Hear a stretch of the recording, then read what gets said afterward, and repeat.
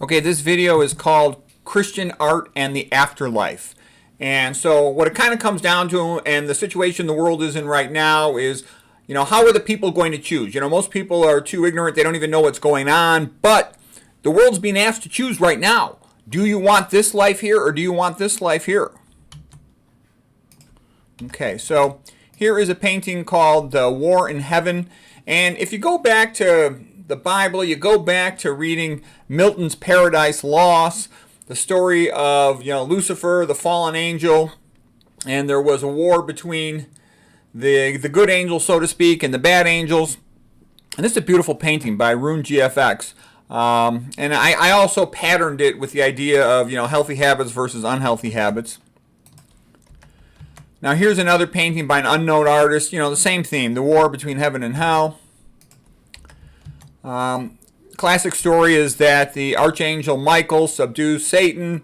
This one by Luca Giordano, 1660. The English artist John Martin did a series of paintings along this theme of the angels being cast down into hell, cast out of heaven because they followed Lucifer. And then Lucifer's reign in hell was sometimes referred to as pandemonium. Pan meaning all, everything of demons. And this is Lucifer presiding over his infernal council, again by John Martin. And this kind of reminds me of a modern group with the first initial being W, the last initial being F. And I'll let you guess what the middle initial is. Okay, now here is, Christ on the cross, a basic, essential theme of Christianity and the resurrection. Here's the Last Judgment by Michelangelo on the Sistine Chapel far wall, that there will come a time when the living and the dead will be judged, and that'll determine your afterlife. Okay, here is a similar painting by Luca Signorelli, the damned being cast into hell. There's other people who say that hell doesn't even exist, it's not in the Bible, and then there's other people saying, oh yes it does, it's an essential part of Christianity. And there's other people saying even if hell didn't exist, we'd have to invent it, kind of along the lines of Voltaire. And Voltaire said, I want my doctor and my tailor to believe in God so they don't rob me. And I can tell you that is completely true. The reason why conventional medicine rips people off constantly is because it's atheistic. And the only thing, in my opinion, that could save it is if it developed Christian ethics. And people might scoff at that, thinking, oh, science, science, science. You don't even know what science is, okay? I lived this my whole life for 40 years, and I can tell you, if there is $120,000 for open heart surgery and $30,000 for each stent, the patient's always going to get open heart surgery and a stent. They're not going to be taught the vegan diet, which works, 1,000 times better and could basically be free if a person's willing to just educate themselves. All right, so here's Dante, and he wrote the Divine Comedy, the three parts to it: descent into hell, passage through purgatory, and subsequent arrival at heaven. 7-story mountain of purgatory there, hell over here, and heaven over here. This is a statue of the Gates of Hell by Rodin. This is actually located at Stanford. Here is Charon, the ferryman, ferrying the people across the river Styx into hell. Here's Dante on his journey with Virgil, his guide. Well, there's Dante, there's Virgil. And it's pretty interesting stuff going across the boat there, crossing the rivers of hell. Once they're in hell, Dante with Virgil, they see Paolo and Francesca, two young lovers where they, committed adultery, crime of passion. Okay, here's a beautiful painting. Dino Di Durante made a modern series of paintings on the Inferno of Dante. So here's Dante, here's Virgil, his guide. And it's a rather magnificent series of paintings. It's actually a book of paintings. It's great. And I made a spoof on that, a parody, if you will, of the different rivers of hell that one descends into by progressively eating more junk food, alcohol, and all that other stuff. Okay, here's a painting I like, Crossing the River Fiora. This reminds me of going in the opposite direction, saying, no, no, no, we want health and all the good things. All right, so Dante, of course, had this young love with Beatrice, sort of a platonic love, and there's Florence in the background. and she was his guide. Virgil guided him through hell and through purgatory, but and he helped get Virgil accepted into heaven. But Beatrice was their guide to heaven.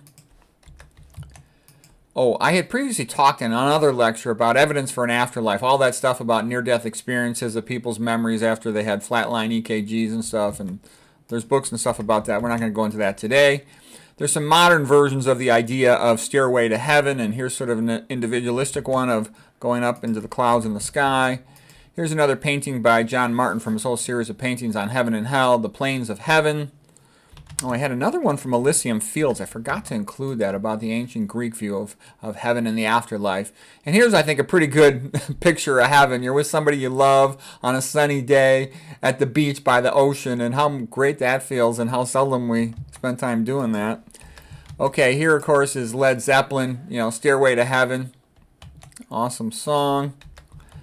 Here's a sort of more modern rendition, this is by Alessandro Donna Damarchi, and sort of a lot of these old ladies going to heaven. And I can tell you, women do a lot to maintain culture. It was kind of the same thing with my father and his wife and me and my wife, in the sense that my dad read all the time, and he knew a lot of Christian history, Christian music, all kinds of stuff. He knew the authors, the literature.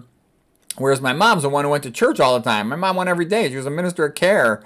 She's the one that took us to the schools, took us to the Catholic school, all that stuff. Versus in my household too, it's my wife that took the kids to Catholic school and does all that stuff.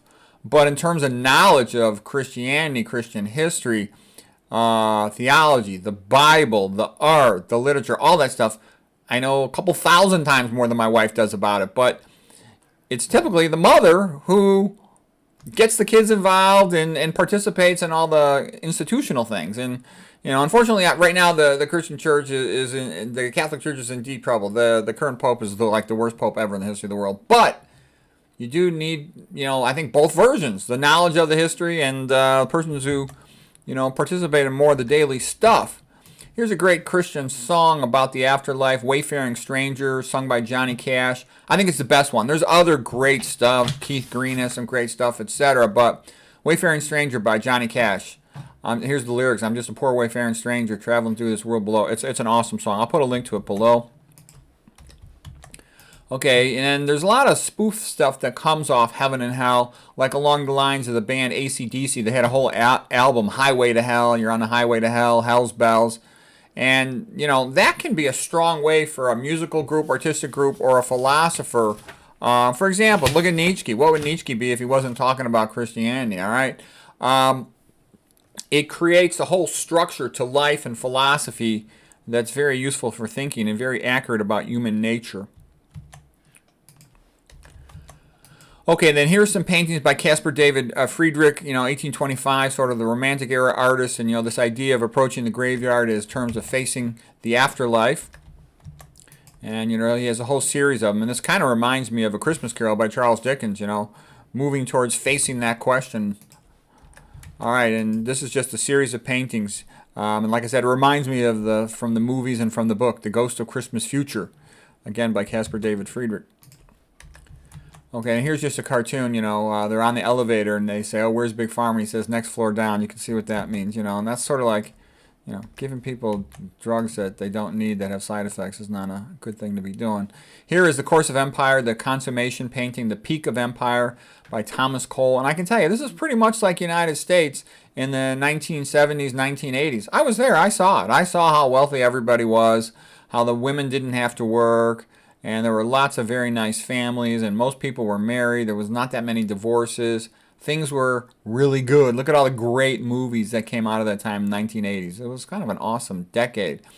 And anyways, we could easily go back to living like this. You need Christian ethics. You don't need to have, everybody doesn't need to be a Christian, but you need Christian ethics in society. Love thy neighbor, turn the other cheek most of the time, be nice, help each other. Versus, this is the paintings by Thomas Cole from the Hudson River School in the mid-1800s. And here's where we are right now, Course of Empire destruction phase, whereby the pseudo-intellectuals that have the most ability to promote their message are promoting this doom and gloom atheism and open what, and America is falling into this chaos, as is much of Europe and Ireland, and it's very sad. And so it doesn't have to be this way, but people have to say, we don't want it to be this way. We'll do whatever we can on our own little individual basis to try to make things good again. But it's not going to happen by accident. And, here's what a lot of powerful people want the world to be like, These guys are pushed into slavery. And, you can make things hell on earth, and we don't want that.